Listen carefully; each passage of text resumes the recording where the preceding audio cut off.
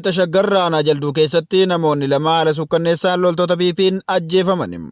Jaalguyyoo Jaarsoo dabalata qabam. Daandiin keenyi da'amu galmi keenya badhaaniin kan jedhu murni nam nyaata PP garuu jechaaf gochi warra duddaaf garaa akka taateen guyyaa guyyaan Oromiyaa keessa raawwatamaa jiru ni mul'isu. Waraani Abiyyi Ahimad soda waraana bilisummaa Oromoo irra qabuuf jecha Oromiyaa dirree dhiiga godhuun guyyaa guyyaan dhiiqee roof qarree jaarsaaf jaartii akkasuma ola deemtuutu boriif sabi kun herrega xiqqechuu hedduu karaa tambisaa jiru. Adan deettidhaan jennaan gowwaan galiniitidhaan akkuma Oromoon jedhu. Waraani Abiyyi Ahimad soda ijoollee mata guduruutiif jecha nadheen ijoollee qaya keessatti akka bineensaatti adamsee fixaa jira. Guyyaa kaleessa caamsa 21/2024 lixa shaggar aanaa jalduu gandi qoricha dheeraa keessa ganam sa'aatii 3 irratti namoota lama abba maatii kan ta'aniif hojii qonnarra bobba'uun ofiif maatii isaanii jiraachisan irratti loltoonni Koloneel Abiyyi Ahimad ajjeecha suukaneessa raawwachuu jiraattonni har'atti biyyoolessa Oromiyaatti himan.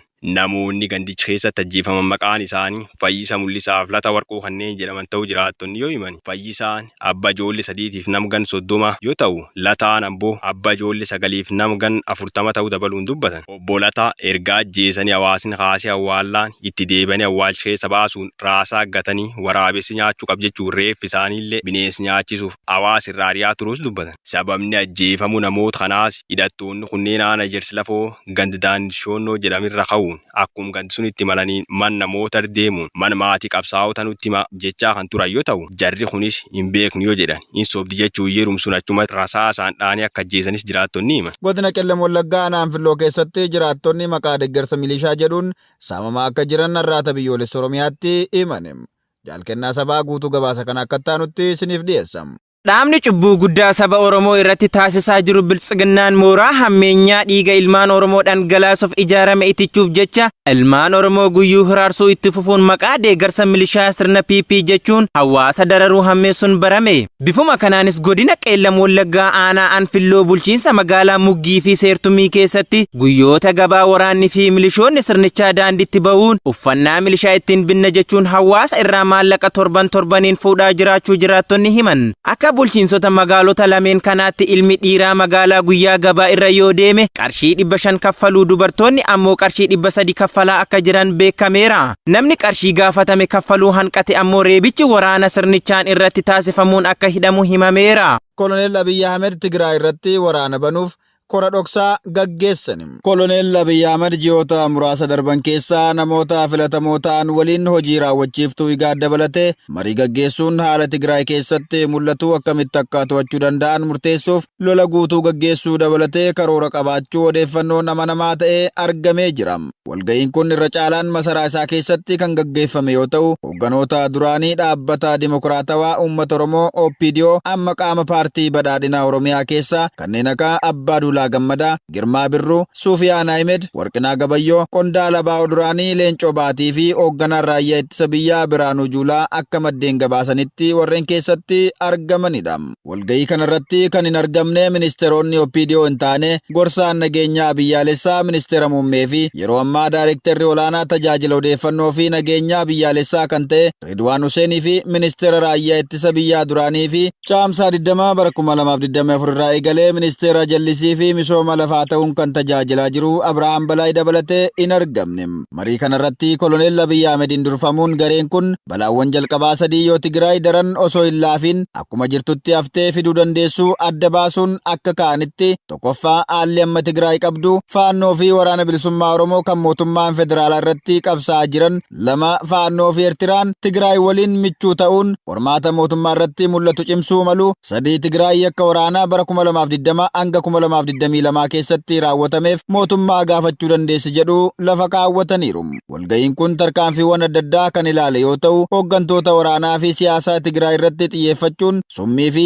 ajjeechaa adda baafamanii hanga lola guutuu Tigraay irratti gaggeessuutti kan ilaalame ta'uun ibsameera. Himannaan yeroo dhiyootti dhiyaate kun lola bara 2020 irraa eegalee bulchiinsa paartii badhaadhinaa Amaaraa jala kan turte Tigraay Kibbaa Allamaxaa raayyaa dhuunfatame jedhame kan ilaallatudha. Haalli kun bulchiinsa paartii badhaadhina Amaaraa fi michoota Abiyyi Ahmed gamtaa mormitoota irraa waamichi lola Tigraay irratti akka taasifamu taasiseera. Kanneen keessaa sochii biyyaalessa Amaaraa kan ministeera innoveeshinii Itoophiyaa ammaa Ballatee Mollaan durfamuu fi lammiilee haqaa hawaasummaa Itoophiyaan kan hoogganaman obbo Biraanuu Naggaa ministeera barnoota Itoophiyaa ammaa ibsa uummataaf kennanii tarkaanfii Tigraay irratti fudhatamu leellisan. Waraanni bilisummaa Oromoo fi faannoon Amaaraa mootummaa koloneel Abiyyi Ahmed lolaa jiraachuu ukkaamsaa garmalee naannoo Oromiyaa fi Amaaraa keessatti raawwatamaa jiru kaasu wal duraa duubaan walitti bu'insa meeshaalee hirmaachise kunneeniif dhiyeenya kana Itoophiyaatti ambaasaaddarri Ameerikaa haasawaa imaammataa Finfinnee irraa taasisaniin akka biyyaatti dhukaasa dhaabuuf waamicha dhiyeessaniiru. Hooggantoonni Tigraay mootummaan federaalaa waqtii roobaa ji'a waxabajjii duraa buqqaatonni biyya keessaa akka deebi'aniif haala ga'aa ta'e mijeessuu dadhabuu isaa himataniiru. Gama biraatiin Eertiriyaan kutaa guddaa lixa kaabaa fi ba'a Tigraay qabachuu itti fuftee jirti. Akka sarara daangaa Komishinii Daangaa Itoophiyaa bara 2002 waliigaltee Aljeers bara 2000 hundeeffameen lafti persentiin 67 ol lafa falmisiisaa ta'ee jira jechuun UMD'n gabaasee jira. Guutuu Oromiyaa keessatti waraanni impaareettii guyyaadhaa gara guyyaatti dhiittaa mirgoota namoomaa raawwachuu jabeessaa deemuun Oromiyaan dirree jeequmsaa bakka itti badii raawwatanii osoo hin taane Oromummaa yakkamanii qalamanii ajjeefaman reebamanii fi hidhaan hiraarfaman ta'uun ishee bubbuleera. Akkuma kanaan aanaa mana sibuu ganda guyyoo saciitti guyyaa kaleessaa caamsaa 21 bara 2024tti bari'u halkan sa'a 9 keessaa tirikaan uummata olii fi gadi ari'uun namoota nagaan isin waraana bilisummaa Oromoodha. Rifeensa keessan dheeressaa jirtu jechuun Daawit Baacaa, Mararaa Efreem, Leencoo Konee, Galataa Eebbisaa, Moo'icha Bal'inaa, Amanuu Qananii, Boontuu Qixxaataa, Haannaa Gammachuu fi Jireenyaa Eebbisaa kanneen jedhaman walumaa gala namoota 9 qabuun gara waajjira poolisii aanaa mana sibuu magaalaa Mandiitti geessanii jiru. Oduuma wal fakkaatuun aanaa Qilxuu Kaarraa ganda Waandii keessaas halkan naannoo sa'a 9 caamsaa 21 bara 2024tti bari'u badii tokko malee Oromummaa yakkuun namoota 3 kanneen maqaan isaanii Yaaqoob Raggaasaa, Gaarii Imalaa fi Taarikuu Taayee jedhaman qabuun achi buutee isaanii dhabamsiisanii jiraachuus dabaluun ibsaniiru. Kanneen maqaa arganne malee shaamarran maqaan ishee Maartaa jedhamtu dabalatee kan maqaan adda hin bahin hedduu isaanis qabanii jiraachuu jiraattonni arraata biyyoolessa Oromiyaatti himaniiru. Godina Kibba Lixa Shaggar Aanatolee bulchiinsa magaalaa Baantuu keessatti haadhi ulfaa da'umsaaf hospitaala deemaa turte waraana faashistii BP'n ajjeefamte.